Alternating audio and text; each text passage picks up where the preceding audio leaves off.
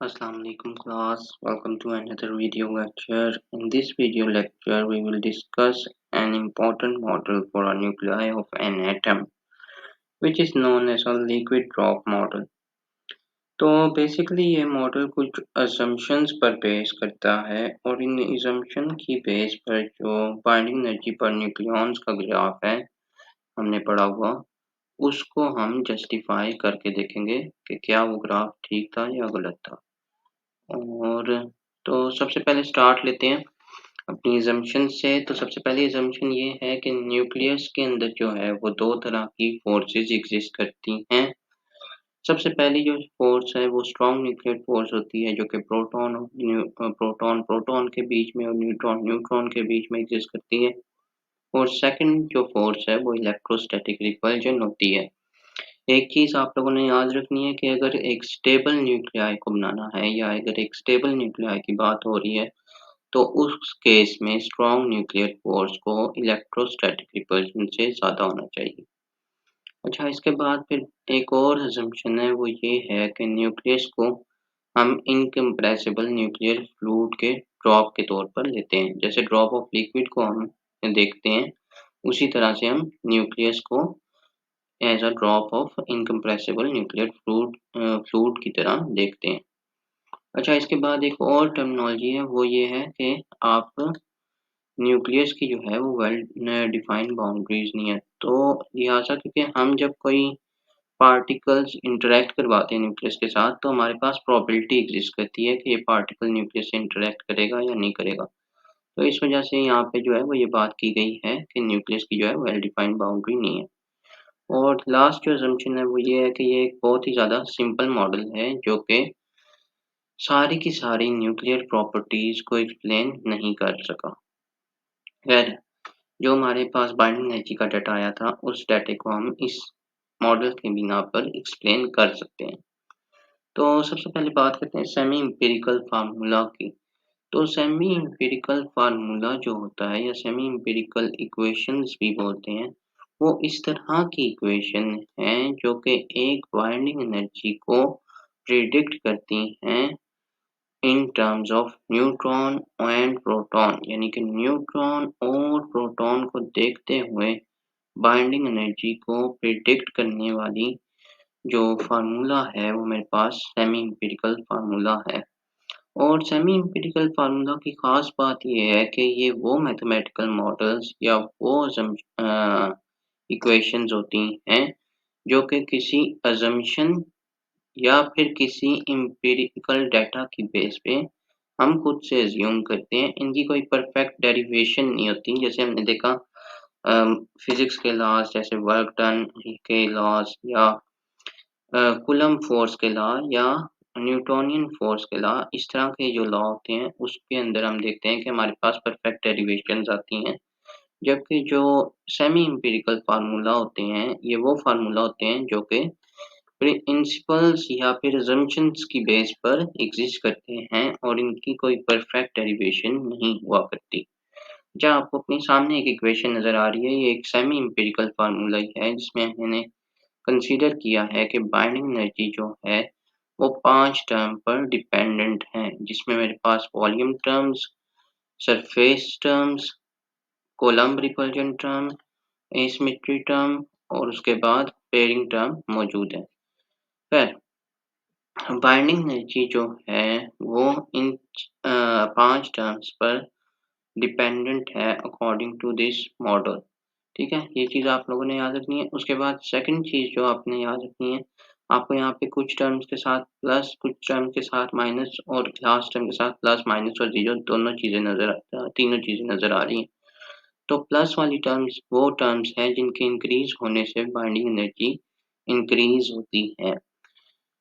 Minus वाली terms या negative terms जो हैं वो वाली टर्म्स हैं जिसके इंक्रीज़ होने से बाइंडिंग एनर्जी डिक्रीज़ होती है।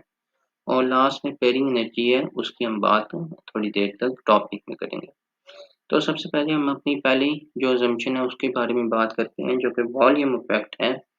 और वॉल्यूम इफेक्ट जो है वो ये कहता है कि जो बाइंडिंग एनर्जी है वो डायरेक्टली प्रोपोर्शनल है on the atomic mass of a nuclei.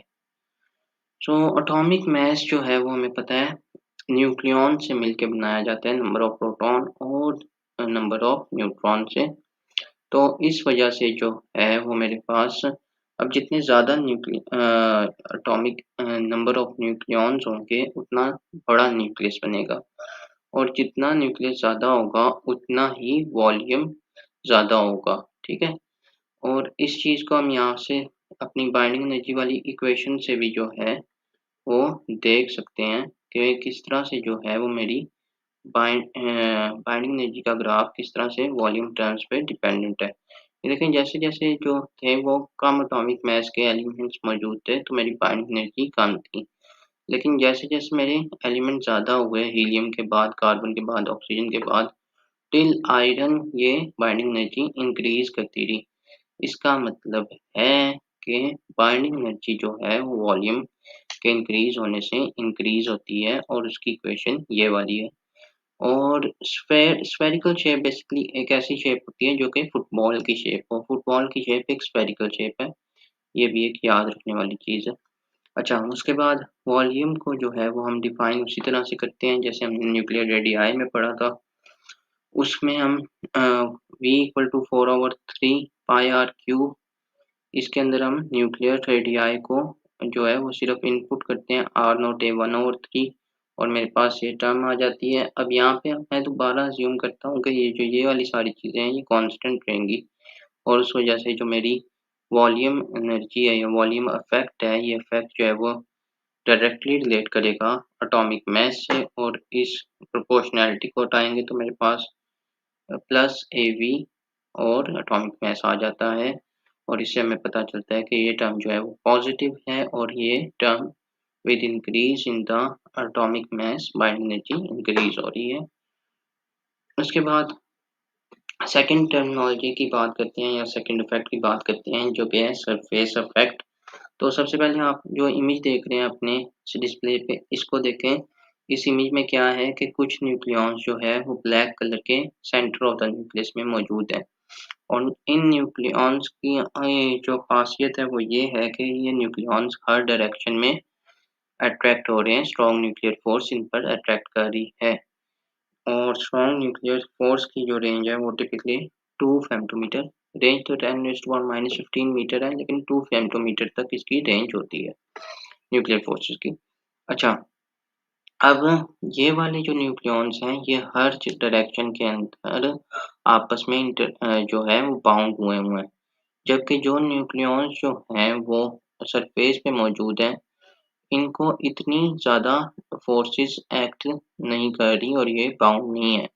इसका मतलब है इन न्यूक्लियॉन्स को इस न्यूक्लियस से निकालना ज़्यादा आसान है। लिहाज़ा जितने ये न्यूक्लियॉन सरफेस के ऊपर ज़्यादा होंगे, उतनी ही बाइंडिंग एनर्जी कम होगी एक न्यूक्लियस की, क्योंकि उस न्यूक्लियस से उसके जो न्यूक्लियॉन्स हैं, उनको निकालना आसान होता है। और ये न्यूक्लियॉन जो कि सरफेस पे मौजूद हैं और येलो कलर के हैं, ये सरफेस टेंशन का जो इफ़ेक्ट है, उसको प्रोड्यूस कर रहे हैं। तो सरफेस टेंशन जो है ये बेसिकली एक प्रॉपर्टी होती है, क्योंकि हम यहाँ पे लिक्विड ड्रॉप की बात कर रहे हैं न्यूक्लियस में। तो लिक्विड सरफेस की प्रॉपर्टी होती है जो कि इम्बैलेंसमेंट ऑफ फोर्सेस की वजह से एग्जिस्ट करती है, और यहाँ पे फोर्स में इम्बैलेंस आ गई है। ठीक है, कुछ न्यूक्लियॉन्स ऐसे हैं जिनको हर डायरेक्शन में फोर्स आ रही है और बहुत ज़्यादा फोर्स लग रही है, जैसे कि सेंटर में, और कुछ न्यूक्लियॉन्स वो हैं जिन पे फोर्स बहुत ही ज़्यादा कम है। अच्छा, इसके बाद बात करते हैं इसकी डेरिवेशन की। तो सरफेस एरिया जो न्यूक्लियस का है वो आपको पता है 4 पाई आर स्क्वायर है। सिंपल सिर्फ हमने न्यूक्लियर रेडियाई को यहाँ पे लेके चले हैं, और सरफेस एनर्जी या सरफेस इफेक्ट जो है इसको हमने डायरेक्टली रिलेट कर दिया है एटॉमिक मास 2/3 से।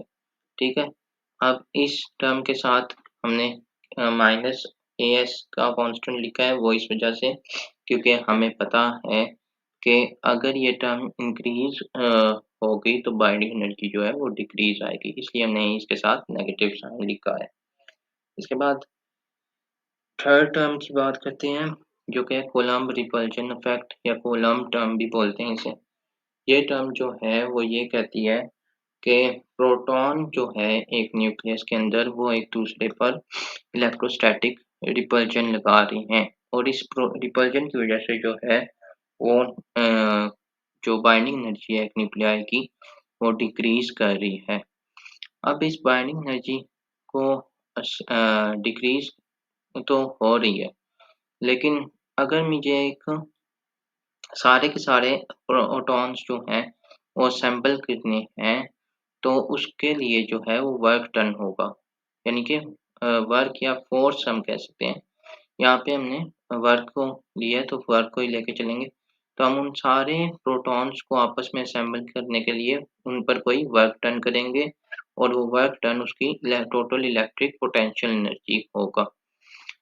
और ये एनर्जी हो गई जो कि इन सारे न्यूक्लियॉन्स को या प्रोटॉन्स को आपस में असेंबल करने के लिए यानी कि आपस में जोड़ के रखने के लिए चाहिए होगी। ये एनर्जी डायरेक्टली प्रोपोर्शनल है टू Z(Z-1) ओवर हाफ और इनवर्सली प्रोपोर्शनल है टू न्यूक्लियर रेडियस।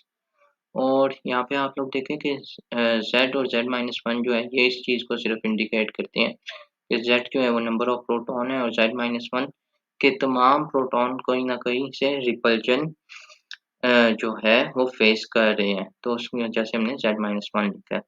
तो इस टर्म को हम लोग जो है वो डायरेक्टली प्रोपोर्शनल करते हैं Z(Z-1) ओवर 2 के और इनवर्सली प्रोपोर्शनल करते हैं 1 ओवर R के, ठीक है? और ये टर्म जो है वो जैसे ही ये टर्म इंक्रीज़ होती है, जैसे ही हमने देखा कि नंबर ऑफ प्रोटॉन जो है वो इंक्रीज़ करते हैं, तो मेरे पास जो न्यूक्लियस की बाइंडिंग एनर्जी होती है, नंबर ऑफ प्रोटॉन इंक्रीज़ करते हैं, न्यूक्लियस की बाइंडिंग एनर्जी डिक्रीज़ करते हैं। जैसे कि ये वाले केस थे, यहाँ पे देखें आप आयरन के बाद जितने न्यूक्लियस आए हैं, यूरेनियम के, ज़ीनॉन के, पैलाडियम के, ये तमाम वो न्यूक्लियॉन्स हैं जिसकी बाइंडिंग एनर्जी डिक्रीज़ हुई है। और उसकी डिक्रीज़ होने की क्या वजह है? उसकी डिक्रीज़ होने की वजह कोलम्ब इफ़ेक्ट है या कोलम्ब रिपल्जन भी हम बोलते हैं। ठीक हो गया? इसके बाद फोर्थ टर्म की हम बात करते हैं, वो है एसिमेट्रिक इफ़ेक्ट। तो ये जो इफ़ेक्ट है, ये बेसिकली बाइंडिंग एनर्जी को डिक्रीज़ करता है। एक ऐसा इफ़ेक्ट जो कि बाइंडिंग एनर्जी को डिक्रीज़ करता है और ये इफ़ेक्ट जो है वो न्यूक्लियस की नेचर न्यूक्लियाई की 2 तरह की नेचर होती है, एक होती है सिमेट्रिक, एक होती है एंटी सिमेट्रिक, तो उसपे भी डिपेंडेंट होता है।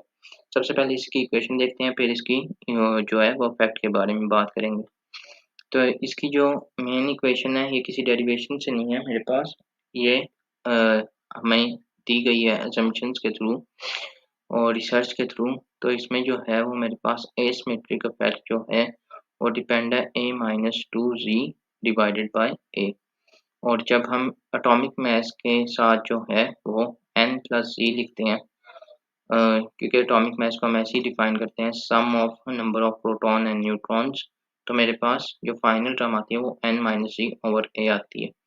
अच्छा, अब न्यूक्लियस की जो है ना एसिमेट्रिक इफ़ेक्ट जो है, इसकी 2 तरह की जो हैं वो नेचर है। सबसे पहली जो नेचर है वो है सिमेट्रिक नेचर। इसमें क्या होता है कि नंबर ऑफ न्यूट्रॉन्स और प्रोटॉन आपस में इक्वल होते हैं।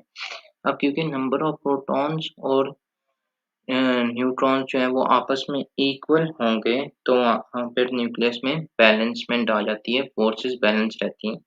अब फोर्सेस बैलेंस रहेंगी तो उस केस में जो मेरे पास एसिमेट्रिक इफ़ेक्ट है ये ज़ीरो हो जाता है, क्योंकि n-c जो है ये ज़ीरो हो जाता है। अब अगर ये इफ़ेक्ट जो है वो सिमेट्रिक नेचर के लिए ज़ीरो हो गया है, तो इसका मतलब है बाइंडिंग एनर्जी को कोई फ़र्क पड़ ही नहीं रहा, ना वो इंक्रीज़ हुई, ना वो डिक्रीज़ हुई। न्यूक्लियाई जो है वो स्टेबल फॉर्म में है। अच्छा, दूसरा जो नेचर है वो है इस इफ़ेक्ट की एंटी सिमेट्रिक नेचर। ये एंटी इस ए को रिप्रेजेंट कर रहा है, एंटी सिमेट्रिक नेचर, ठीक है? इस केस में क्या होता है कि न्यूट्रॉन और प्रोटॉन आपस में जो है वो इक्वल नहीं होते, उसके अंदर इम्बैलेंस आ जाती है। अब लिहाज़ा न्यूक्लियॉन्स जब एक दूसरे के साथ इम्बैलेंस होते हैं, तो उस केस में जो है वो n-z यानी कि ये वाली टर्म जो है ये कोई मैं किसी नंबर की फॉर्म में आती है, नॉन ज़ीरो आती है। अब क्योंकि ये वाली टर्म जब नॉन ज़ीरो आएगी तो उसका मतलब है कि सिमेट्रिक इफ़ेक्ट जो है वो एग्ज़िस्ट कर रहा है और सिमेट्रिक इफ़ेक्ट ना सिर्फ़ एग्ज़िस्ट कर रहा है बल्कि जैसे-जैसे हम बड़े न्यूक्लियाइज़ की बात कर रहे हैं, जैसे-जैसे एटॉमिक मास इंक्रीज़ कर रहे हैं, वैसे-वैसे एसिमेट्रिक इफ़ेक्ट भी इंक्रीज़ हो रहा है। और एसिमेट्रिक इफ़ेक्ट को हमने पहले साथ माइनस लगाया हुआ है, तो इसका मतलब है कि जैसे-जैसे हम बड़े न्यूक्लियाइज़ की बात करेंगे, वहाँ पर बाइंडिंग एनर्जी डिक्रीज़ होगी due to imbalance of number of neutrons and proton. तो ये बात थी एसिमेट्रिक इफ़ेक्ट की और ये भी मेरे पास बाइंडिंग एनर्जी के ग्राफ को जो है वो वेरीफ़ाई कर रही है कि बाइंडिंग एनर्जी का ग्राफ जो है वो बड़े न्यूक्लियाइड्स के लिए डिक्रीज़ होता है। अच्छा, इसके बाद लास्ट टर्म की बात करेंगे। ये वाली टर्म है, ये बेसिकली स्पिन ऑर्बिट कपलिंग के साथ रिलेटेड है और मैंने पहले लेक्चर में ये बात बताई थी कि जो जितने भी पार्टिकल्स हम एटम के अंदर जो है वो अज़्यूम करते हैं, जिसमें मेरे पास न्यूट्रॉन, प्रोटॉन, इलेक्ट्रॉन है। ये सारे के सारे पार्टिकल्स फर्मिऑन्स की क्लास में जो हैं वो वेरीफ़ाई होते हैं, यानी कि ये सारे पार्टिकल्स जो हैं वो फर्मिऑन्स हैं। लिहाज़ा अब ये सारे पार्टिकल अगर फर्मिऑन्स हैं, तो इनके लिए लाज़िम है कि ये पॉली एक्सक्लूजन प्रिंसिपल को फ़ॉलो करें और पॉली एक्सक्लूजन प्रिंसिपल क्या कहता है कि 2 फर्मिऑन्स यानी कि 2 प्रोटॉन या न्यूट्रॉन कभी भी एक सिंगल क्वांटम स्टेट में एग्ज़िस्ट नहीं करेंगे। अच्छा, क्वांटम स्टेट जो है वो कुछ पैरामीटर्स पर डिपेंडेंट है, जिसमें से मेरे पास प्रिंसिपल क्वांटम नंबर है, ऑर्बिटल एंगुलर मोमेंटम है या फिर स्पिन क्वांटम नंबर है। तो यहाँ पे यही चीज़ दिखाई हुई है कि अगर एक प्रोटॉन जो है वो स्पिन अप होगा तो दूसरा प्रोटॉन जो है वो स्पिन डाउन होगा, यानी कि स्पिन क्वांटम नंबर चेंज हो गया। इस वजह से जो उसका प्रिंसिपल है, पॉली एक्सक्लूजन प्रिंसिपल, वो फॉलो हो रहा है और ये स्टेबल न्यूक्लियस बन रहा है। इसी तरह नंबर ऑफ न्यूट्रॉन्स के लिए भी एक न्यूट्रॉन अगर स्पिन अप है, एक न्यूट्रॉन अगर स्पिन अप है तो दूसरा न्यूट्रॉन स्पिन डाउन होगा और पॉली एक्सक्लूजन प्रिंसिपल जो है वो सेटिस्फाई हो रहा है और स्टेबल न्यूक्लियस बन रहा है। दूसरा जो मेरे पास केस है वो है कि अगर 2 न्यूट्रॉन आपस में स्पिन अप में है तो इस केस में मेरे पास अनस्टेबल न्यूक्लियाई बन रहा है और इस वजह से जो है वो मेरे पास बाइंडिंग एनर्जी इफ़ेक्ट होती है। अच्छा, ये वाली टर्म है, ये ए रो से भी रिप्रेजेंट करते हैं या ए डेल्टा भी बोलते हैं इसे। ए डेल्टा, ए3 और 4 ये इसका फ़ॉर्मूला है और ये फ़ॉर्मूला जो है वो प्लस भी हो सकता है, माइनस भी हो सकता है, ज़ीरो भी हो सकता है, depending on number of neutrons, proton and atomic mass. अगर ये तीनों चीज़ें इवन होंगी तो मेरे पास ये टर्म पॉज़िटिव होगी। अगर ये तीनों में से 2 चीज़ें जो हैं, नंबर ऑफ न्यूट्रॉन और नंबर ऑफ प्रोटॉन ऑड होंगे तो मेरे पास ये टर्म जो है वो माइनस हो जाएगी और अगर दोनों का सम यानी कि एटॉमिक मास अगर ऑड हो गया तो मेरे पास ये टर्म जो है वो 0 हो जाएगी। इसीलिए जब मैंने equation A1 semi empirical formula की बात की थी, तो यहाँ पे आप लोग देखो कि मैंने लास्ट वाली टर्म के साथ प्लस, माइनस और 0 तीनों चीज़ें लिखी थी और यहाँ पर जो है मैंने इक्वेशन A1 में जो है वो ये जो मैंने वैल्यू फाइंड आउट की उसको सिर्फ स्विच किया है और मेरे पास बाइंडिंग एनर्जी जो है उसके लिए एक फार्मूला आ गया और उसके वो पैरामीटर आ गए हैं जिसकी वजह से जो ग्राफ है वो सेटिस्फाई हो रहा है। So this was about today video lecture. See you in the next video lecture.